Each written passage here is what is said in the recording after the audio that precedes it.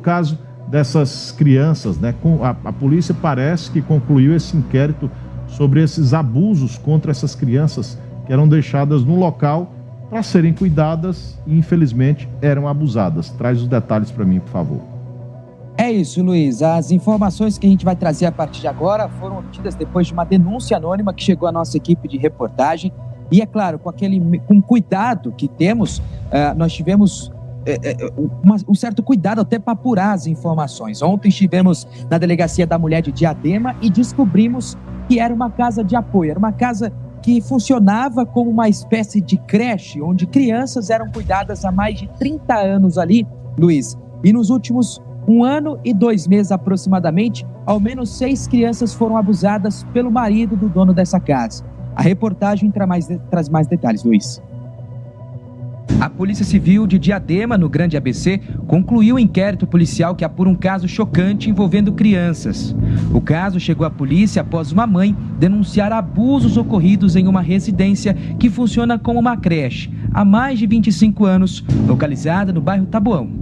Uma das vítimas nos procurou relatando os fatos, inclusive essa criança estava com doença sexualmente transmissível.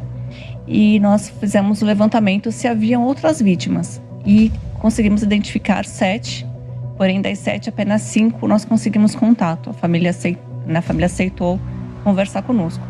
Mas a gente acredita que há outras crianças. Inclusive, após a repercussão do caso, alguns pais chamaram informalmente para conversar sobre o assunto, só que eles ainda não têm coragem de formalizar o que aconteceu com seus filhos. Os abusos aconteciam no horário chamado de descanso, quando a responsável pela casa dormia junto com as crianças. Não é uma creche, é uma casa onde ela recebia as crianças no contraturno e elas ficavam aguardando os pais para buscá-las. Então, algumas chegavam de manhã e esperavam a perua para ir para a escola e outras, elas chegavam de ônibus escolar, perua escolar e ficavam na casa. E no período do descanso, era um momento em que mais aconteciam as ocorrências de violência sexual. As crianças foram ouvidas aqui pela Delegacia da Mulher de Diadema. Das suas maneiras, contavam como tudo aconteceu. Depois das oitivas, dessas crianças, os responsáveis do local foram também ouvidos. Aqui, a dona do espaço relatou, de acordo com as investigações, que não sabia o que estava acontecendo. Mas as crianças haviam dito em seus depoimentos que quando chegava para contar a esta mulher, ela pedia para deixar para lá, que nada disso teria acontecido. O homem, Roberto, inclusive, chegou a negar a participação nos relatos contados. Ele dizia que fazia apenas a manutenção do local como um todo e por isso não tinha qualquer tipo de envolvimento. Mas as investigações mostraram o contrário, que esse homem, na verdade, ele tinha 100% das participações nos relatos contados pelas crianças. E a dona desse local, ela sabia dessas agressões? Ela tinha conhecimento? O que ela diz no depoimento, doutor? Ela nega, porém todas as crianças trouxeram os mesmos relatos, que conversavam com ela e ela pedia para deixar para lá. Então, todas as crianças, cada uma no seu jeitinho, contando que chegaram a falar com ela. O que nós temos que entender é que são crianças e criança não consegue entender a gravidade dos fatos.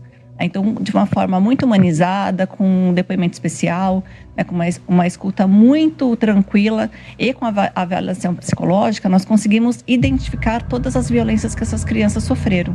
A ação começou a ser investigada depois que uma mãe percebeu que a filha apresentou uma infecção.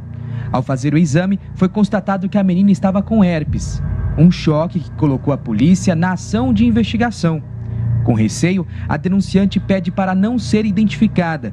Ela conta os detalhes de como percebeu que a filha havia sofrido os abusos. A minha filha chegou, reclamando que estava com dor para poder fazer xixi. Aí sim, nós reparamos que estavam com algumas bolinhas na parte íntima da minha filha, E até então estava só uma dorzinha, porque ainda estavam com algumas bolinhas.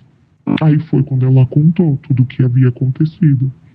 Aí ela falou, mamãe, tia, o tio Roberto, ele enfia o dedo em mim, ele lambe o meu E aí a minha irmã me gritou e aí me contou. E aí eu vivi o pior momento, assim, da minha vida, né? Foi um momento bem difícil, porque eu não queria acreditar. Nesse momento eu busco que os dois sejam presos e eu não vejo a hora disso acontecer para que realmente eu consiga seguir em paz e tenha justiça.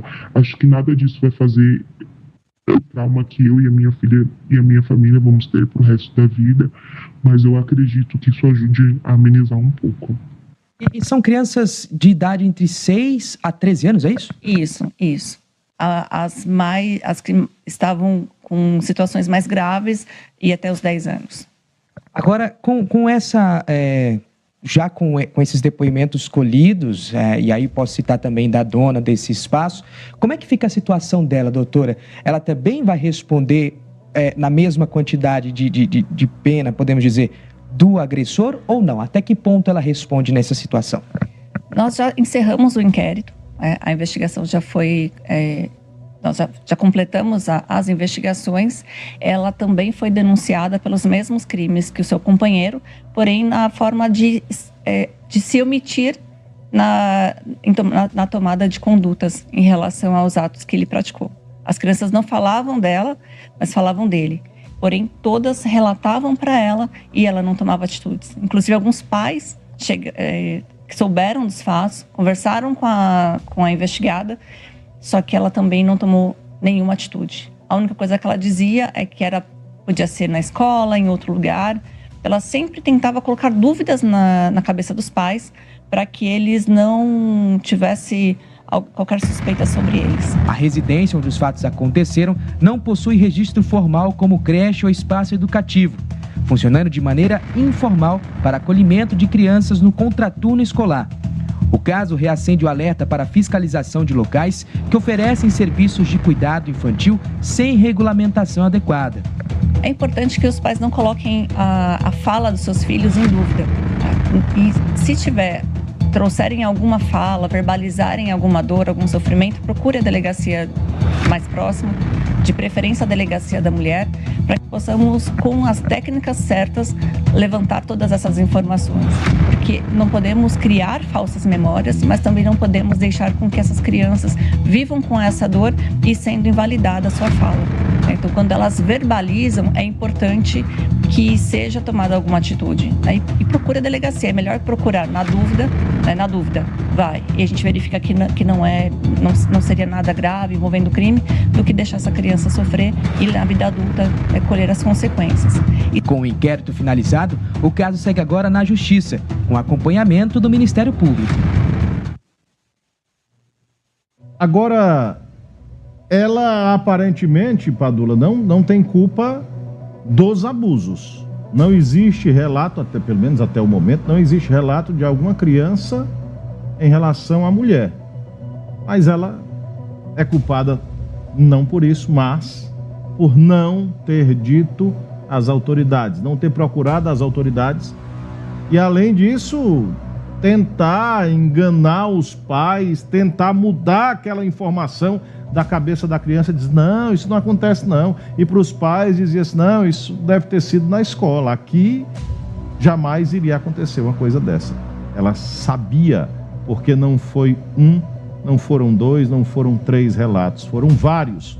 As pessoas confiavam nela, as crianças confiavam nela, tanto é que ela era a primeira pessoa que as crianças procuravam. E infelizmente ela não fazia absolutamente nada, Padula. Pois é, Luiz, e nós estamos trazendo um caso de 1 ano e 2 meses aproximadamente.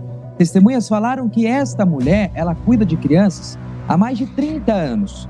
Ou seja, nós podemos noticiar aqui, podemos trazer atualizações desse caso de pessoas, Luiz, que lá no passado também sofreram algum tipo de abuso e por algum motivo não falaram, por medo, foram coagidos. A gente não sabe exatamente o que aconteceu. Como também pode aparecer novos casos. A gente tem 5 crianças, 5 famílias que denunciaram mas a doutora diz pra gente que o número pode ser ainda maior. Eles identificaram 7. Essas 2 famílias não quiseram, por medo, Luiz, denunciar os 2 responsáveis, o Roberto e a esposa dele. Lembrando que nós também tentamos contato com a defesa do casal, mas não obtivemos resposta. Na verdade, eles não quiseram falar com a imprensa, Luiz. Então, o espaço segue em aberto aqui. E é claro, a delegacia até pede que, se caso você for vítima do tio Roberto, que vá até a delegacia e então faça o boletim de ocorrência, por mais que tenha muito tempo, Luiz. É importante denunciar, é importante registrar para que ele também pague por esses abusos, Luiz. Aí, você pode ter a certeza que vai aparecer muita gente. Basta o primeiro denunciar para que outros criem coragem